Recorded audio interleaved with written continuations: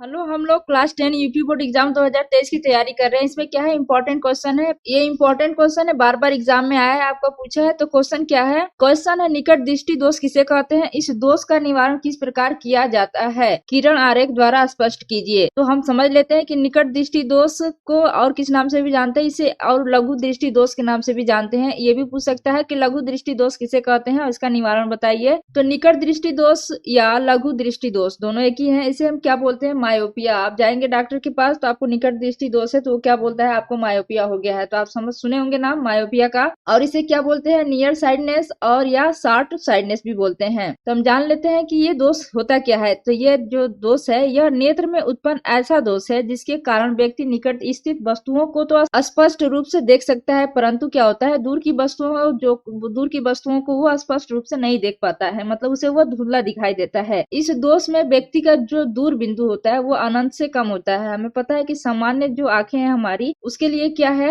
दूर बिंदु जो होता है वो अनंत होता है और निकट बिंदु क्या होता है? 25 सेमी होता है। तो वही दिया है इसमें। तो अभी कभी भी आपको ध्यान देना हो कि देखिए निकट दृष्टि दोष दिया है तो इसमें क्या होता है, जिसके साथ दोष लगाओ ना वही दिखता है। तो इसमें निकट की चीजें दिख रही हैं और दूर की चीजें नहीं दिख रही हैं। देख रहे हैं ना, इसमें निकट स्थित वस्तुओं को तो स्पष्ट देखता है, दूर स्थित वस्तुओं को स्पष्ट नहीं देखता है। मतलब जिसमें दोष लगा है, मतलब निकट के साथ दोष लगा है, इसका मतलब क्या है? निकट की वस्तु देखती है, निकट की वस्तु दिखती है और दूर की वस्तु नहीं दिखती है। अब जान लेते हैं इसका कारण क्या होता है। कारण है, पहला देख ले, नेत्र गोलक का लंबा हो जाना, अर्थात हम कह सकते हैं कि नेत्र लेंस और रेटिना के बीच की जो है दूरी बढ़ जाती है। दूसरा है नेत्र लेंस की फोकस दूरी का कम हो जाना, नेत्र लेंस का जो फोकस दूरी है उसका कम हो जाता है। देखिए हम फिगर से समझ लेते हैं। ये हमारी आंखें हैं और ये जो नीचे की अंदर की जो लेयर है ये होती है रेटिना, ये रेटिना होती है। और ये क्या, हमारा आंख का लेंस है, ये नेत्र लेंस है, इसे यल से दिखाया गया है। ये अनंत से या दूरस्थ वस्तु से आती हुई क्या है, समानांतर किरणें जो अनंत होती है। मैक्सिमम आप देखेंगे कि हमारे लेंस में दिया है या दर्पण में, तो जब हम भी फिगर बनाते हैं तो जो अनंत से आती है जो वस्तु, उसके लिए क्या होता है, समानांतर रेखाएं बनी होती हैं। तो समानांतर रेखा हमने बनाया, ये लेंस पे आके पड़ती है, जो हमारे नेत्र लेंस से जो भी किरणें आती है तो ये यहाँ से क्या होती है, ये रेटिना पे ना जाके सीधे ये बीच में ही मिल जा रही है। तो ये रेटिना से पहले ही मिल जा रही है। तो ये प्रतिबिंब हमारा यहाँ पे बन जा रहा है। तो इसी वजह से क्या होता है, ये धुंधला प्रतिबिंब बन पाता है। यहाँ पे रेटिना से पहले यहाँ पे मिल जा रही है। तो प्रतिबिंब हमारा कहाँ बन रहा है, ये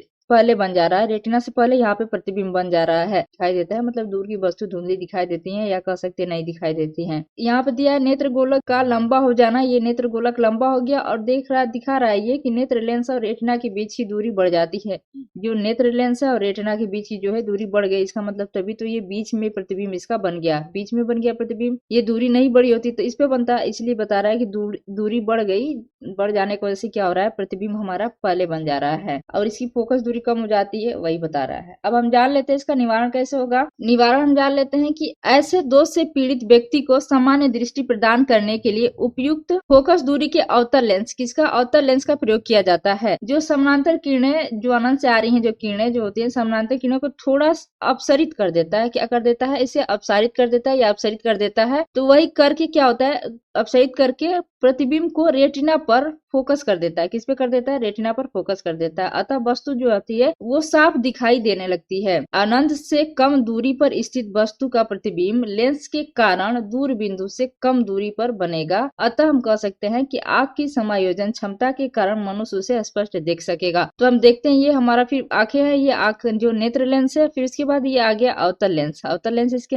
आंख के सामने आप चश्मा लगाएंगे ना, तो ये अवतल लेंस हो गया। ये आपके चश्मे में क्या लगा है, अवतल लेंस लगा है। तो अवतल लेंस लग गया ये। तो फिर जो हमारी वस्तु है, दूरस्थ वस्तु या अनंत पर जो है वो आती हुई समानांतर किरण है, ये समानांतर किरणें आ रही हैं जो, तो ये जो हमारा अवतल लेंस है इसे क्या कर दे रहा है, जो किरणें पहले के अवतल लेंस के द्वारा अपसारित हो जाती है, ये किरणें जो होती है अपसारित हो जाती है, मुड़ जाती है, तिरछी हो जाती है, फैल जाती है, आप कुछ भी कह सकते हैं। ये हो जाती है क्या, अपसारित हो जाती है। फिर उसके बाद तब ये नेत्र लेंस पर जाती है। फिर नेत्र लेंस पे जाने के बाद फिर यहाँ से सीधे ये कहाँ चली जाती है, रेटिना पे चली जाती है। रेटिना पे मिलती है, इसलिए हमें क्या होता है, स्पष्ट दिखाई देने लगता है। प्रतिबिंब हमारा कहाँ बन जाता है, यहाँ रेटिना पे प्रतिबिंब बनता है। Thank you for watching, please like and subscribe my channel.